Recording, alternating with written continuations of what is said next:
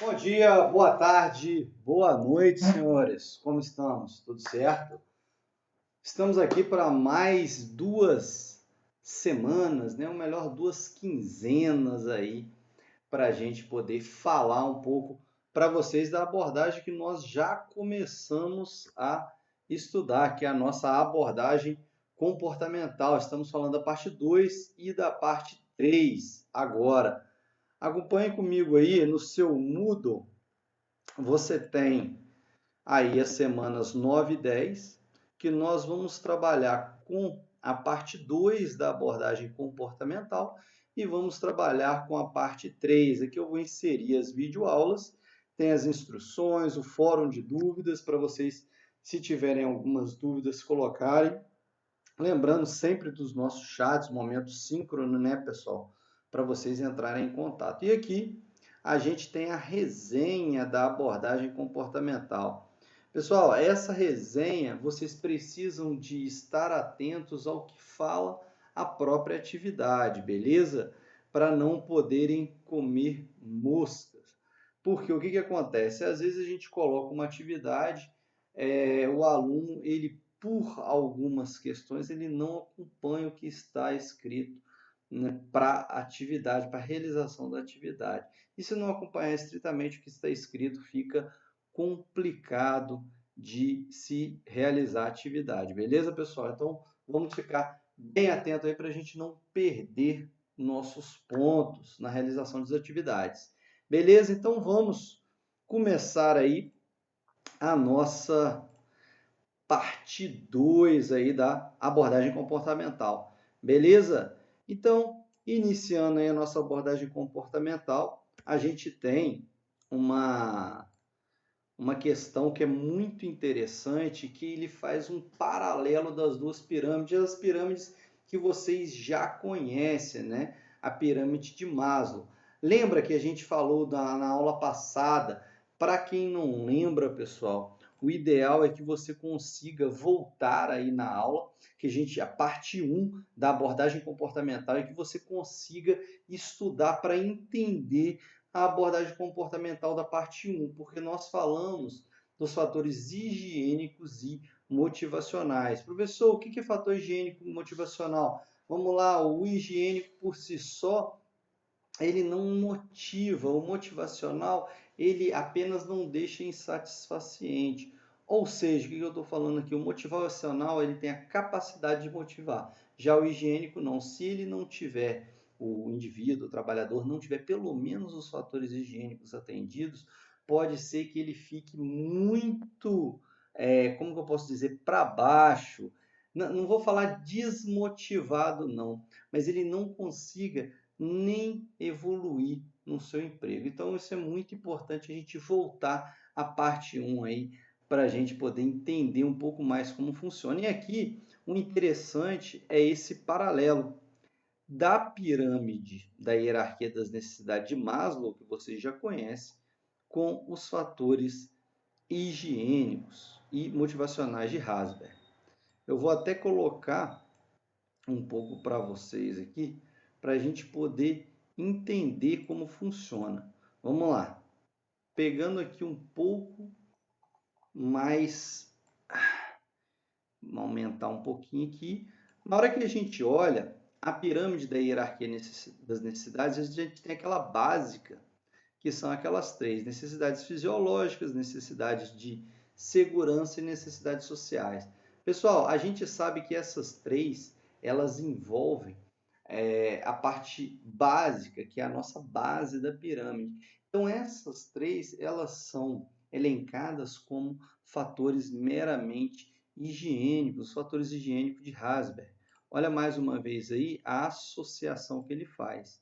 Vamos lá, as necessidades fisiológicas seria o quê? Condições físicas de trabalho, salário, vida pessoal, tudo aquilo que a gente já sabe. Necessidade de segurança, supervisão técnicas, políticas administrativas empresariais, segurança no emprego, e as necessidades sociais nas relações interpessoais, supervisão, colegas, subordinados, aquela história que nós já sabemos das relações pessoais que nós temos. Então, nós estamos subindo novamente a pirâmide, pegando ali extremamente da base com os fatores fisiológicos, passamos para as necessidades de segurança e vamos para as necessidades sociais. Então, essas três, elas constituem os fatores meramente higiênicos. Já os fatores motivacionais, ele começa na nossa pirâmide associado a necessidades do ego, que a gente também chama de necessidades de estima. Se vocês observarem, lá em Teoria das Relações Humanas, que nós falamos muito de necessidades de estima. E aí a realização do indivíduo, o reconhecimento, o status que ele tem. E, por fim, nas necessidades de autorrealização, nós temos aquelas necessidades mais difíceis de serem alcançadas, que é o próprio trabalho em si, a responsabilidade, o progresso, o crescimento. Pessoal, o que quer dizer aqui? Nós estamos fazendo uma comparação de fatores higiênicos e motivacionais de Herzberg com a pirâmide da hierarquia das necessidades de Maslow. O mais difícil de se alcançar, obviamente, são os fatores motivacionais, que são o topo da pirâmide. Esses dois fatores motivacionais que se equivalem na pirâmide de Maslow é a necessidade de autorrealização e necessidade de estima. Por que são mais difíceis? Vamos pegar aí necessidade de autorrealização como base, só para a gente entender um pouco. É lógico, pessoal, é aquele indivíduo que ele quer crescer dentro da organização. O trabalho por si só o motiva. Lembra que eu dei exemplo na aula passada? Eu falei sobre a minha profissão, que eu gosto de ser professor, então eu tenho uma motivação a mais para estar trabalhando, porém, se eu tivesse jogando bola, talvez eu poderia abrir mão de metade do meu salário só para jogar bola, porque é uma coisa que me motiva. Então, a necessidade maior do indivíduo, que é aquela necessidade de autorrealização, ela está muito elencada ao cargo, a fazer aquilo que ele gosta. Então, como fala aí para vocês, ó, o próprio trabalho em si, a necessidade de progresso, de crescimento. Beleza, pessoal? Eu vou voltar aqui no nosso tamanho original. O ideal é que vocês destrinchem esse quadro, né, esse paralelo da pirâmide hierárquica das necessidades de Maslow com os fatores higiênicos e motivacionais de Herzberg. Beleza, pessoal? Então esse é um resumão aí que é muito bom para vocês aprenderem. Então vamos continuar aqui, porque agora nós vamos entrar em outra teoria, né, pessoal? A gente tem aqui a teoria X e Y, que é os fatores um pouco parecidos aí com aqueles fatores motivacionais e higiênicos que nós trabalhamos, porém um pouco diferente. Teoria X e Y, pessoal, ela é de McGregor. A teoria X é muito fácil de você tentar gravar pensando assim. A teoria X ela tem mais a ver com a administração clássica, com o tradicional da administração. Já estou falando um resumão aí para você fazer as suas anotações no caderno, tá? A gente vai passar tópico por tópico, mas resumidamente.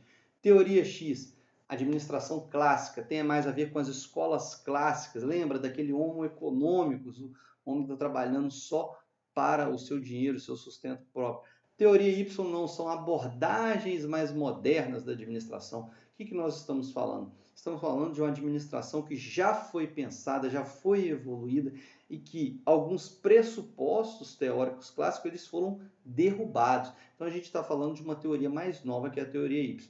Mas vamos lá, ponto por ponto, para vocês pegarem aqui. Teoria X, a concepção tradicional, que é o que eu já falei para vocês. Então, é aquela ideia do homo econômico, se a pessoa está ali pensando na remuneração financeira. Então, o que vale mais aqui? O que vale mais, melhor dizendo, é o meu objetivo pessoal, o meu ego. Eu quero saber do meu objetivo pessoal, que é o quê? É o financeiro? Beleza, então eu vou para o financeiro.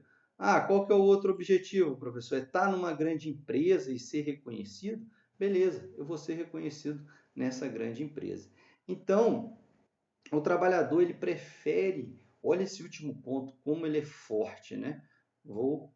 Poderia até marcar aqui, mas é difícil. Esse último ponto, ele fala para vocês que o trabalhador ele prefere ser dirigido a assumir responsabilidades. Pessoal, isso daqui é muito... Tentando achar aqui o botão para a gente poder marcar. Mas isso é muito forte, tá? O indivíduo ele prefere ser dirigido, né? Ele prefere ser mandado do que a assumir algumas responsabilidades. Enfim, depois eu acho. Acabei mudando de programa aqui. Vamos continuar aí. Os indivíduos eles optam pela segurança e não assumem os riscos. Aí eu coloco as âncoras de carreiras de Shine.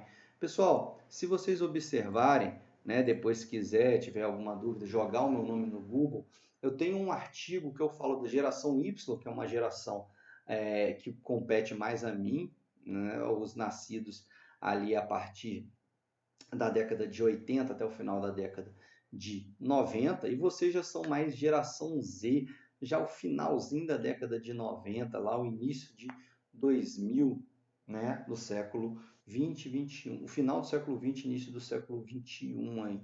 Então, eu faço essa abordagem nesse artigo meu, se vocês jogarem as âncoras de carreira e a geração Y, homens e mulheres e suas âncoras de carreira. Então, vocês vão achar esse artigo que eu falo um pouco, e cada um tem a sua âncora de carreira. Não adianta você falar que para você é mais importante uma segurança, uma estabilidade, o dinheirinho certinho na conta, se para o outro colega, o importante para ele é assumir risco, desafio. Já o outro colega não, ele não gosta tanto de assumir risco, mas ele é um cara empreendedor. Já o outro gosta de trabalhar com inovação. O outro colega, ele gosta mais da parte ambiental. Então, para ele, se não estiver envolvido, o trabalho não estiver envolvido com uma política de sustentabilidade para o meio ambiente, para ele não interessa estar trabalhando naquela instituição. Todas essas que eu estou falando com vocês é âncoras de carreira. Então, isso daí é só para uma forma complementar de pesquisa para vocês olharem lá, beleza? Então, ainda falando dessa nossa teoria X, são incapazes de assumir controle, tem falta de criatividade no trabalho. Lembra, eu estou falando da administração clássica aqui. A teoria X ela fala muito dessa abordagem mais clássica. Então, com quais escolas elas se assemelham? Eu já falei para vocês, né? Passando agora para a teoria Y, a teoria mais nova, né? O trabalho ele pode ser uma fonte de satisfação e recompensa. Então, pessoal, o indivíduo aqui, ele já olha um pouco diferenciado para a organização, ele já vê o trabalho como um meio de crescimento. Opa, eu tenho um trabalho, eu vou trabalhar 8 horas por dia, isso também já é um recado para vocês se atentarem, já que você vai ter que trabalhar de 8 horas por dia, às vezes você vai conviver mais no seu trabalho do que os seus familiares. Que seja pelo menos penoso, um pouco mais satisfatório. Então, o indivíduo da teoria Y de McGregor, ele já pensa em crescer, ele não é tão passivo igual da teoria X. Ele já é ativo, ele quer dirigir, ele quer assumir o controle, é isso que as organizações vão esperar de vocês, proatividade. Então, vocês precisam de abarcar essa teoria Y no perfil profissional de vocês. O controle, porque na teoria X é aquilo que eu falei para vocês, lembrando os fatores higiênicos lá de Herzberg. Aquele controle financeiro, você não pode fazer isso, senão você vai perder o salário, ou aquela punição financeiramente já não vale para a teoria Y, que é uma teoria mais moderna. Lembra que eu falei para vocês, um homem que aprende juntamente com a organização. Aí eu coloquei aqui Peter Senge. Peter Senge, ele tem o livro A Quinta Disciplina. Então você tem 5 disciplinas, provavelmente a gente não lembra se a gente chegou a ver em alguma teoria, mas é muito interessante esse livro. Eu coloquei até como um vídeo complementar para vocês darem uma olhada. Eu só não lembro qual semana que eu coloquei para vocês esse vídeo, né? Vamos dar uma olhada aqui. Vamos lá, da teoria que aprende, enfim, teoria comportamental. Eu ainda vou colocar esse vídeo para vocês. É o homem na organização que aprende, pessoal. É muito interessante esse, esse é uma entrevista, né, com com um conhecedor, que na verdade é o radialista, com uma mulher que fala da 5 disciplinas. Essa moça, ela é consultora, né, da Falcone e consultora de RH, né, nossa gestão de pessoas, e ela fala justamente desse livro das 5 disciplinas. Beleza? Vamos continuar aí. A teoria que cria oportunidades, libera os potenciais, encoraja crescimento. Então você tem uma administração muito mais dinâmica e democrática, participativa, né, pessoal? É só você lembrar dos modelos de gestão um pouco mais novos aí que você vai lembrar da teoria Y. Então tem uma gestão muito mais participativa. Por quê? A motivação e o desenvolvimento, eles não dependem da empresa. Ou seja, eu estou falando de fatores motivacionais na teoria Y, é isso. Depende do indivíduo e do próprio cargo que ele está assumindo na organização, beleza? E aí a gente tem uma figura que ela é muito interessante se você observar. A teoria X, pessoal, observe essa figura, tente tirar suas próprias conclusões, mas elas são intuitivas. Olha, a teoria X ela é mais mecânica, você vê ali que ela está voltada mais ao maquinário, no caso aí o nosso exemplo é o carro, está voltado mais ao maquinário, né? O antigo apertar parafuso, consertar, então é mais o mecânico. Já a teoria Y não pensa na visão, como é que esse carro é aquela pessoa que cria o carro, né? O próprio engenheiro, digamos assim, a pessoa que está pensando em como esse carro ele vai ser utilizado, em que tipos de estrada esse carro vai ser utilizado. Se a gente pensar em hardware e software, você pode fazer essa analogia também. A teoria X tem muito a ver com hardware, ou seja, o equipamento, trocando em miúdos, né? Se a gente for falar mesmo, aquilo que você chuta é o hardware, aquilo que você xinga é o software. Depois que você tiver isso em mente, acho que você não vai errar mais hardware e software. Então, a teoria Y é como se fosse o software, a parte pensante, né, que nós temos aí, ou seja, a parte lógica. Beleza? E algumas decorrências da teoria Y. Por que, professor, só da teoria Y? Porque a teoria Y ela é mais recente e ela foi decorrendo, né? Ela foi gerando muitas outras abordagens. A gente tem a descentralização nas empresas por meio do empowerment. Lembra o que é o empowerment? Você delegar funções, dar poder aos indivíduos para tomar aquelas decisões. Ampliação no cargo, esses funcionários com vários significados no trabalho, né? Aqueles cargos multifuncionais, multitarefa. Participação nas decisões da administração, uma administração mais consultiva, avaliativa, e a autoavaliação. A autoavaliação de desempenho é aquele indivíduo que ele tem a própria crítica, pessoal, de como que ele está indo, como ele está se desenvolvendo dentro da organização, beleza? E aí a gente finaliza essa parte, esse primeiro vídeo aí, né, da parte 2 da nossa abordagem comportamental. Beleza, pessoal? Então nós ficamos por aqui. Até o nosso próximo vídeo.